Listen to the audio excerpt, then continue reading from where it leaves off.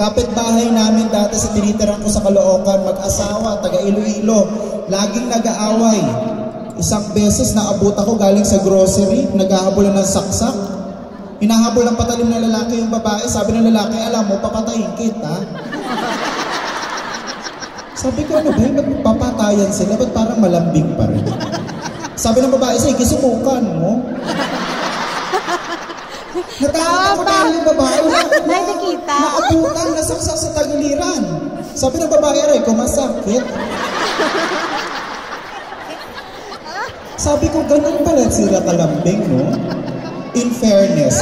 Kaya pansinin natin, lahat ng mga kung ano-anong mga holdapan sa Pilipinas, naku, never akong nakarinig na mga Ilonggogang pinasok ang bangko.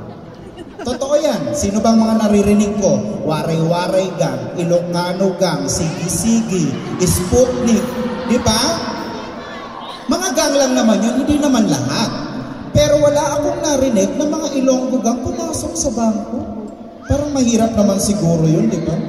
Papasok sa bangko, itutulak ang pinto, lahat kayo dumapa, ito hold up.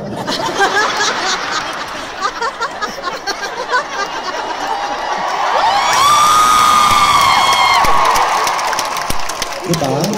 Kapag may pumalag na masama, papariling ko, babang-bang, babang-bang. Pero ganun pa man ako, itong gabing ito, isa pong napakasaya dahil syempre, ito po ay hatid sa atin ng regional network.